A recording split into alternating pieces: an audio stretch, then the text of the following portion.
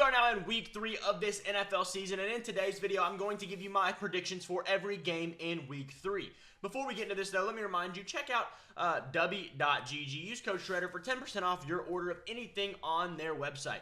They have some of the best energy drinks you'll ever taste, and they're very cost efficient. You buy these tubs, when you get them, they have like 30, 35 servings in them, and they're like less than like $3 a piece for sure. It's a really great deal. It's really not one of the cheapest energy drinks per drink you can get anywhere. Also, check out my new merch line. Let me show you this right here. Move this out the way.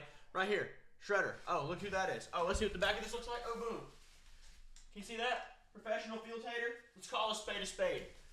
That's me. I'm a professional field hater. Anywho, if you like those and the other ones, check them out on the website. They are linked in this description. Check them out and order them. They're pretty good shirts. They're high quality, super soft. I think they're comfort colors. Comfort colors. Look at that. Great little product there. Check them out. Let's get right to this video.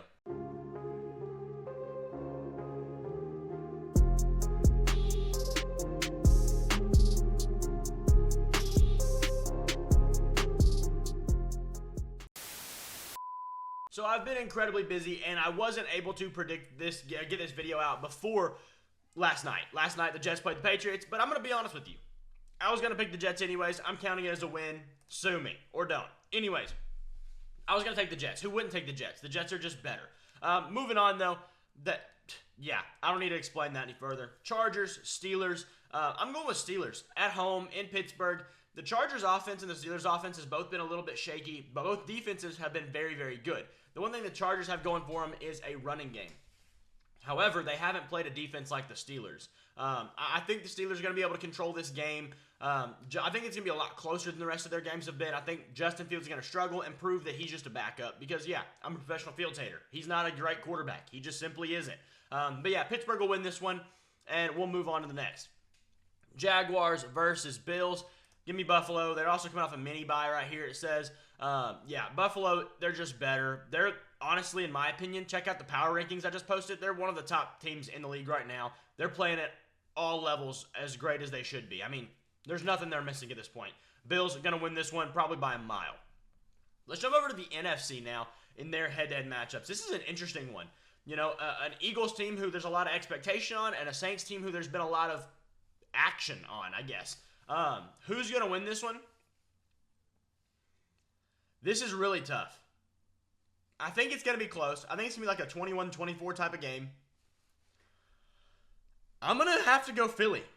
I know it sounds crazy. I know they had a bad week last week and lost on the last second. I know the Saints have been firing, but also I just trust Philly more. I haven't seen enough from the Saints. Yes, this season they've been debatably the best team this current season in 2 games, but you know, we've seen teams go 2-0 and then lose 4 straight. We've seen teams go 12-0 and then lose 5 straight. We've seen, it just doesn't always happen.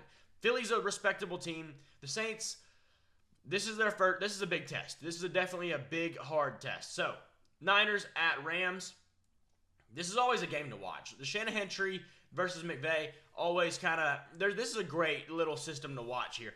I am going to go with the Niners simply on the fact of the war of attrition is running rampant right now. The Rams have lost Puka Nacua, Cooper Kupp. I think Stafford got hurt. I could be wrong on that, like for temporarily. I think he'll play this week. But there's a lot of things happening to this Rams team, and they just haven't been great outside of it. Last week was a stinker. They got the tar beat out of them by the Cardinals. I don't know why the Niners can't do the same.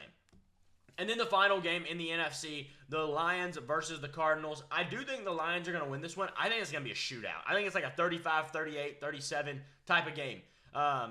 This is going to be a shootout. Both offense have been worrying. The Lions did struggle a little last week, but I think they get behind it and they get over the hump this week. And also just the fact that the Cardinals have less total roster talent. Now, this is going to be very close. This one could go either way. But I'm taking the Lions to win this one. I think they'll handle it. They had a big loss last week. They need to come back and show who they are again this week. Moving to the intra-conference matchups, between the conference matchups, whatever it is. We're going Green Bay over Tennessee. Tennessee has not looked good. Man, Tennessee fans, y'all tried to argue with me so much about y'all have an improved defense and an improved O-line and an improved this and that and the third. And look what it's done for you. It's just not good football. I mean, this is not a surprise to me. somebody has to be the worst team in this division, and to me, it's just clearly the Titans. Yeah, I know the Colts are, none of the teams have won a game. I understand that, but I mean, this team's just the least respectable. There's less going for them at this point. I like Will Levis. I think he will be long-term a good player, but we have yet to see that for sure. Texans and Vikings. This is a good one because the Vikings have not lost, nor have the Texans, and I think the Vikings are going to stay hot here. They beat the Niners. Who are the Texans for them then? You know, I don't think that's going to stop them at all. The Texans have not played pretty. My prediction in the beginning of the season was the Texans were going to have a year somewhat like the Eagles did last year, where the Eagles, like, they were good. They had a good record, but a lot of the games, if you watched them, they weren't quite the wins that you would expect them to be. That's what I think the Vikings are going to do. They're going to struggle. They're going to have their faults, but they're going to get over it, and they're going to be fine. Excuse me, the Texans. I think I said the Vikings, but they'll be fine. They'll probably make the playoffs, have 9 or 10 wins, but it may not be enough for them to, go hot into the postseason. Colts and Bears. This is a tough one, man. The Bears are 1-1 off of a defensive standout performance. The Colts are 0-2, but they're at home. I'm going to give this one to the Bears. I'm giving them the benefit of the doubt here. This is a tough one. The Colts could really get shut down here. That's what I'm saying. I think this is the week Caleb Williams throws his first touchdown pass. I think it happens this week. We're going with that. Bucks and Broncos. Give me the Bucks. I don't really have to say anything else. Baker Mayfield has been really good. Really, really good. Bo Nix has not been really good. So, there you go. Browns and Giants. Why do I think this game could turn into a much closer game than a lot of people expect? And if you're mad at me for saying that, wait till Sunday to be mad at me, okay? Let's see how this goes first. I will take Cleveland, but this one is one that I oddly have a very sneaky suspicion on. Maybe I'm wrong. Maybe I'm entirely wrong. I'll give you that credit. But right now, watch this one. Miami coming off a mini bye, and Seattle. I think Seattle gets a little humbled here. Seattle has been a little on top of their skis because they've played some bad teams and beaten some bad teams. But no, I mean, I don't think this is the Dolphins team with Skylar Thompson. I'm now thinking about it, maybe not. We'll go with the Seahawks again. They're at home. Skylar Thompson's not very good. I forgot it was out, honestly. Yeah, we'll go with the Seahawks, but honestly, this won't really prove anything for them because of the fact that they'll once again play a team that doesn't really have a lot going for them. While you're still here, make sure to like and subscribe. Doesn't cost you a single thing. You won't miss a video from my channel, and it helps me out a ton. Keeps my videos going through the algorithm in the right way. But yeah, help me out there, and let's get back to this. The Panthers and the Raiders. Who cares game? Raiders? Sure. I don't know. That's a terrible matchup. Like, I don't know. I mean, the Raiders, if they play some good football this week, this game could be good. But, I mean, the Panthers starting Andy Dalton. Obviously, Bryce Young got benched. That is a hot topic right now, obviously, and many people think that it was the wrong choice. I do think it was the right choice. There's a lot going on that's bad with this Panthers team. Bryce Young is one of the things going on that's bad. Okay, we know that. What else is going bad? We don't really know. Take out one thing that is bad, put in something that, Andy Dalton's a seasoned veteran. He's a good quality, spot starter in this league. Let him come in, fill in, and figure out what's wrong with the rest of the team. That way you can have a better perspective on it, and then put Bryce Young back in when things are fixed. Baltimore, Dallas. Baltimore's 0-2, aren't they? They are. The Dallas Cowboys are, 1-1? Dallas is coming off a bad loss. I am going to go with Dallas here, making the Ravens 0-3. That is weird, man. I didn't even really think about that until now.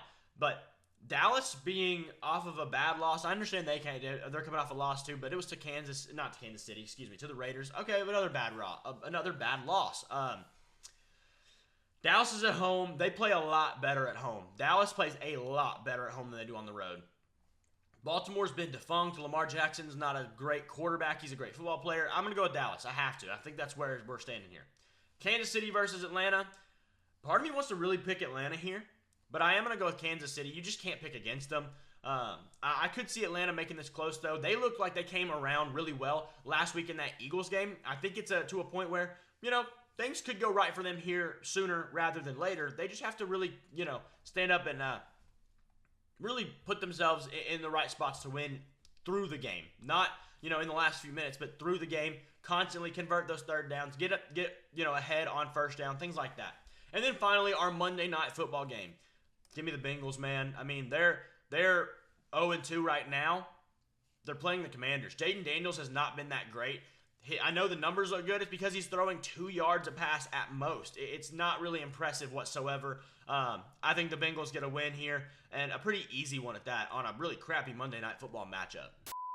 Anyways, these are my predictions for week 3 of the NFL season. Let me know what you think down in the comments below. Pick an upset for me, and here we go. I'm going to do something new this week. I'm going to give you my lock of the week, a team I think is an absolute, they're going to win.